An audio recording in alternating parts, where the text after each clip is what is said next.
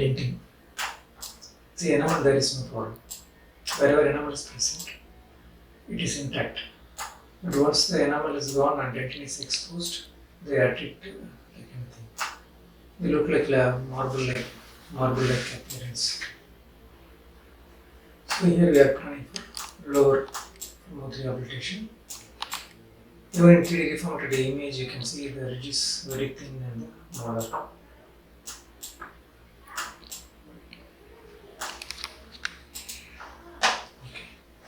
So seeing the panoramic view, it looks there is good bone height.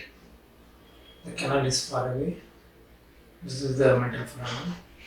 So if you plan for all on 8, 2 implants in distal mandible, this side 2, this side 2, and typically interforamina 4 implants. Okay. So we will see this. See the disparity in the level. It is resolved like this. The bone is at a higher level. Maybe because of chronic attrition, wear and tear, all the teeth are supra-erupted along with the alveolar bone compensatory supra-eruption. So patient's entire BD is reduced over the course of year.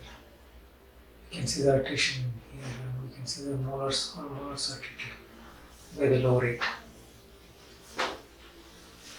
So we are restoring the VD by doing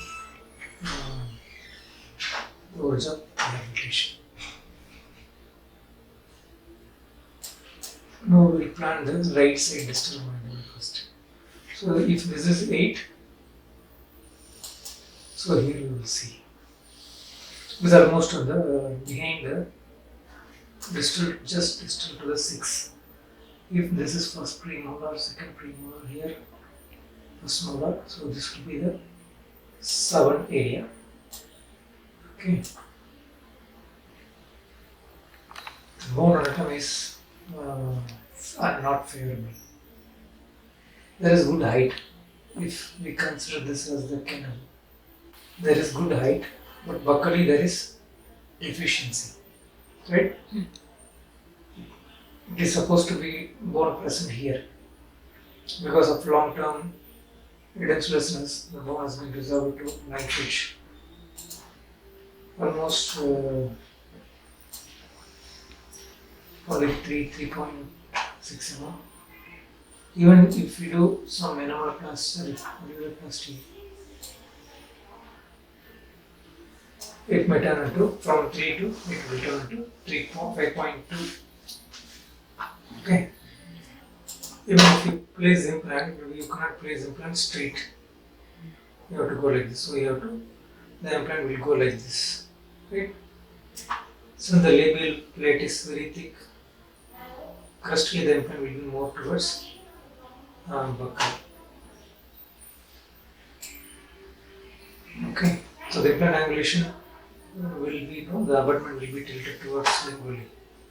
Otherwise you have to go for lingual cortical engagement.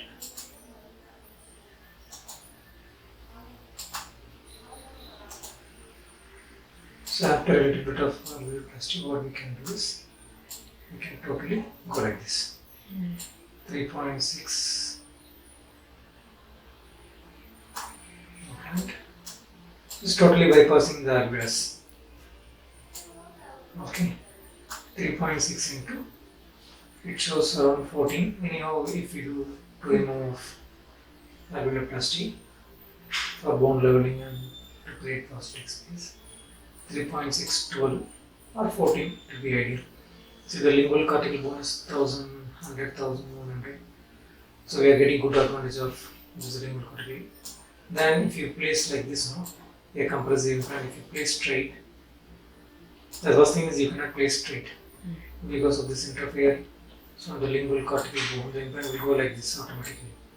It will go like this, right? As we insert the implant will tilt lingually. So abutment angulation, it will become unfavorable. And crustally also there is a risk of bone resorption and the exposure of the crustal threads. So we can go for a lingual cortical engagement. And the 7 area. Easy root of mostly. And we need one more implant in the mandible. So just distal to the second premolar root. This is not favorable for lingual cortical engagement, just a straightforward implant. Of course, we cannot place a 4 mm diameter implant. 3.5 or 3.something is ideal. Because the width is limited. Not only in the crest, even the entire width is less from top to bottom. We'll see the canal. Oh, this is the canal. So here, this is the canal. So just 2 mm safety distance.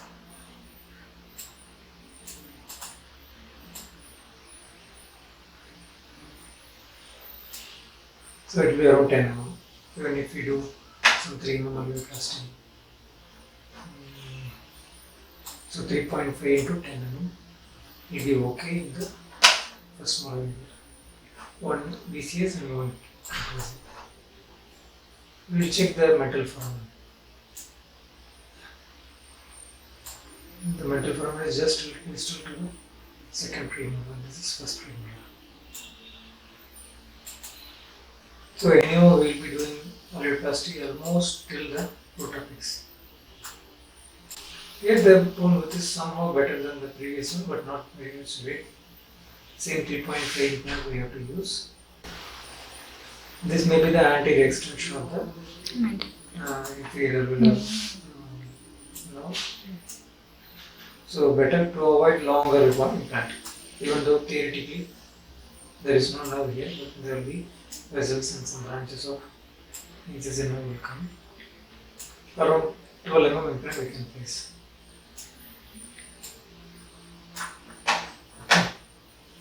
Now we are avoiding canine and we are placing it later. It is very thin here.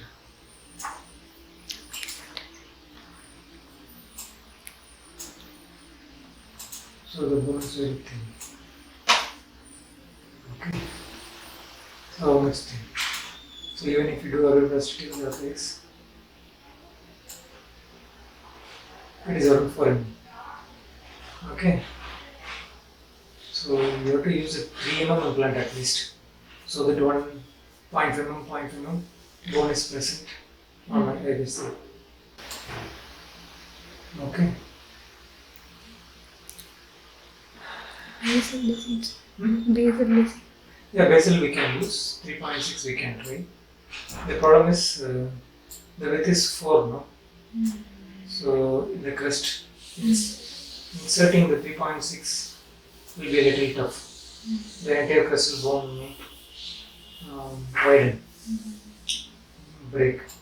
So we will try 3.6 basal, getting stability from this buccal and lingually, like the sandwich. Okay. Or what we can do is we can use a 3.2 mm implant from Simpladent. 3.2 is very ideal for this situation. In Simpladent, the crestal threads are polished, so even if some bone resorts here, it is not an issue. So 3.15 we have to check the stock. Straightforward, you can place it. This is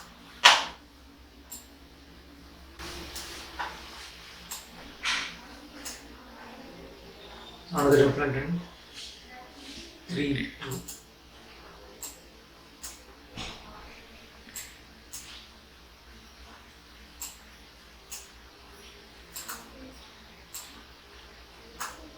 So here also we can place it 3.6 or 3.2 to 15.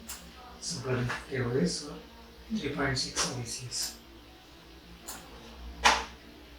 The main challenge here is not the length, it is the Buccolingually width. Now we will see the first premolar. Somewhere if you see both sides, first premolar is good. Of course we have to use a 3.75 implant, shorter implant to avoid damage to the incisive. You can see the this is the incisive branch of inferior.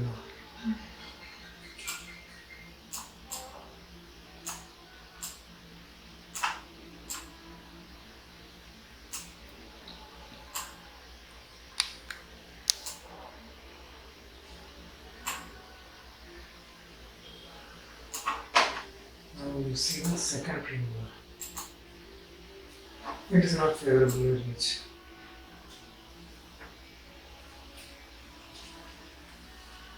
Okay. So we have to go to the distal to first second premolar.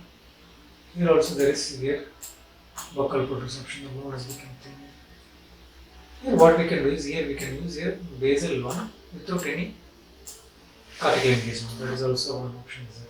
Or use a thin diameter compressive. Okay, or 3.6 basal also you can use intramedullary. Because this intramedullary with itself is 3.6.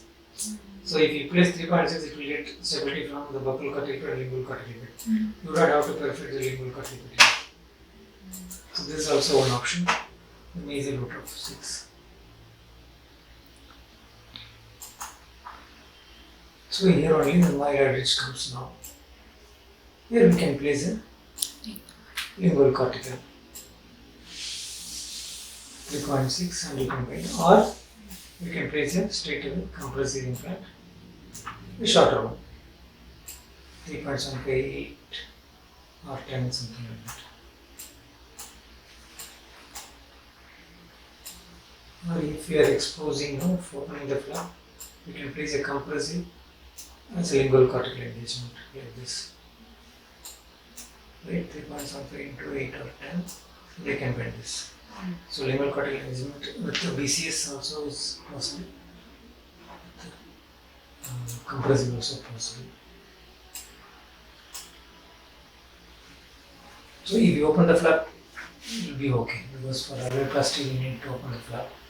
The same way we will open the flap till 7 and we can do lingual cortical engagement with much ease.